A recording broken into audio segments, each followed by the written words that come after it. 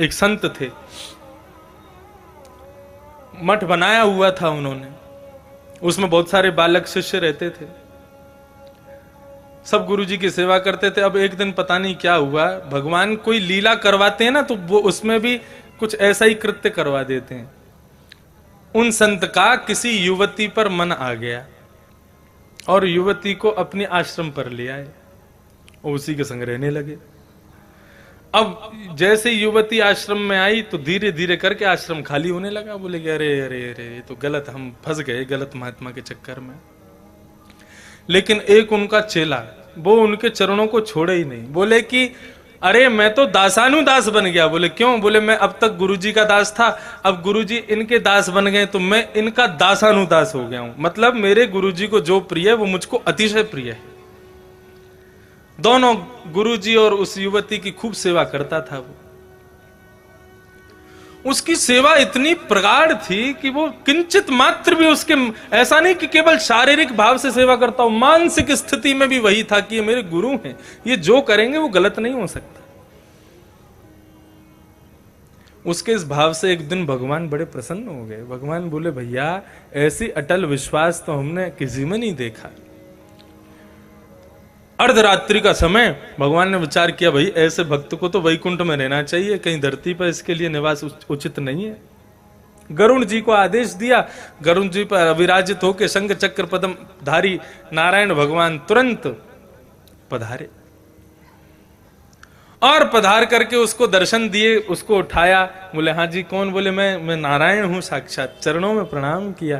बोले भैया बड़ी कृपा की प्रभु, आपने आज दर्शन दिए, कैसे आगमन हुआ आपका इस दास पर उपकार कैसे किया? भगवान ने कहा हम तुम्हारी गुरु निष्ठा से बड़े प्रसन्न हैं, हम तुमको वैकुंठ ले जाने के लिए आए हैं। चलो गरुड़ पर हमारे पीछे विराज जाओ और चलो वैकुंठ चलते हैं। वहां सब भक्त वैष्णव तुम्हारा इंतजार कर रहे हैं, तुम्हारे लिए मृत्यु लोग नहीं है, वैकुंठ लोग। वो कहने लगा प्रभु आपकी बड़ी कृपा, आप पधारे, लेकिन मैं बिना गुरु आज्ञा के कुछ नहीं करता। मैं गुरुजी से आज्ञा ले लूं, यदि वे कह देंगे चले जाओ तो मैं तुरंत आ जाऊंगा आपके संग। भगवान बोले जय हो भैया तेरी गुरु निष्ठा। बोले जिस गुरु की निष्ठा से आप प्रकट हुए उन गुरु की आज्ञा तो मैं ले लूं। जाओ। अब गुरुजी सो रहे थे कक्ष में, चला गया उठाया। क्या बात है?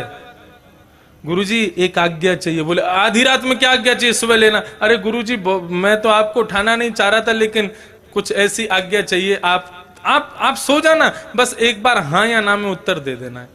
गुरुजी बोले क्या बात है बोलो। बोले साक्षात जगत नियंता जगदाधार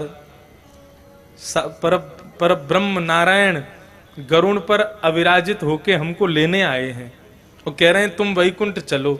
हमने कहा भैया गुरुजी से पूछ लें, आप आज्ञा कर दें तो मैं आपकी सेवा में कोई कमी रह रही हो, कोई काम मेरे लिए रह गया हो तो आप बिल्कुल मना कर दें, निस्संदेह मैं मना कर दूंगा ठाकुर जी को। मैं कह दूंगा भैया अभी गुरुजी को मेरी जरूरत है, मैं नहीं जा सकता, आप आज्ञा करें तो मैं चला जाऊं, और आपको यदि मेरी जरूरत हो तो बिल्कुल कह दें मैं बिल्कुल नहीं जाऊंगा।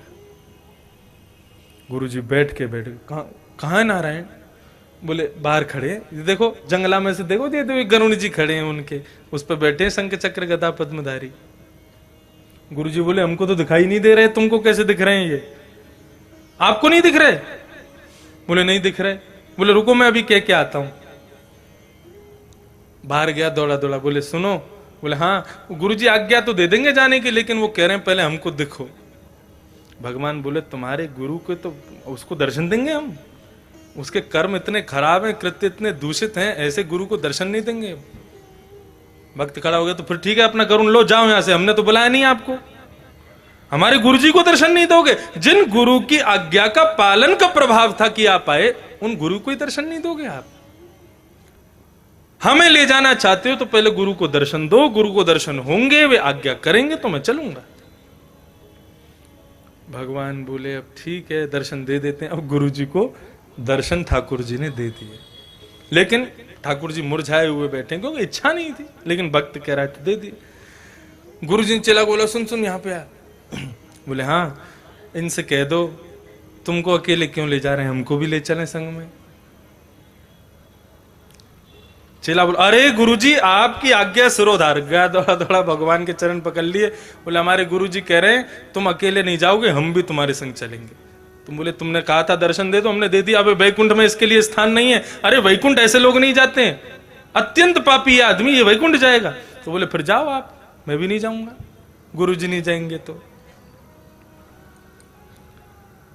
भगवान बोले अच्छा ठीक है, गुरुजी को बोल दो आ जाएं वो भी, तुम और गुरुजी दोनों चलो। अब वो गया गुरुजी, भगवान राजी होगा, जल्दी चलो, ठाकुर जी खड़े हैं, बहुत परेशान कर दिया हमने।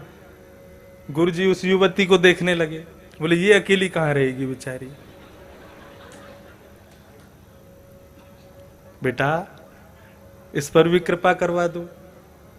अरे गुरुजी आपने आज्ञा कर दी। दौड़ा दौड़ा भगवान के पास गया। भगवान बोले अब क्या है? बोले हमको ले जाना चाहते हो? बोले इसीलिए तो आए हैं, वैकुंठ के सारे काम छोड़ के आए तुमको लेने। बोले देखो हम प्रेम करते हैं गुरुजी से और गुरुजी प्रेम करते हैं उनसे। हम गुरुजी के बिना नहीं जाएंगे, गुरुजी उनके बिना नहीं जाएंगे, उनको भी ले जाना पड़ेगा। भगवान गरुण जी से उतरे, उसके पांव पकड़ ली, भैया तेरे जैसे भक्त यदि हर मठ महत्व हो जाए, पूरे विश्व को ही वैकुंठ में ले जाए। और उसकी गुरु निष्ठा, गुरु आज्ञा का ये प्रभाव कि अत्यंत दूषित हृदय वाले गुरु भी और वो युवती भी तीनों गरुड़ पर विराजे हैं भगवान के साथ और सीधे वैकुंठ को प्रस्थान कर गए। ऐसे ही नहीं सूरदास जी महाराज गा रहे हैं, दृढ़ इन चरणन केरो भरोसो। गुरु जी आपकी आज्ञा ही सिरोधार है, आपकी आज्ञा ही सर्वस्व है मेरे लिए। ऐसे भाव ही मानव को सच्चा भक्त बनाते हैं।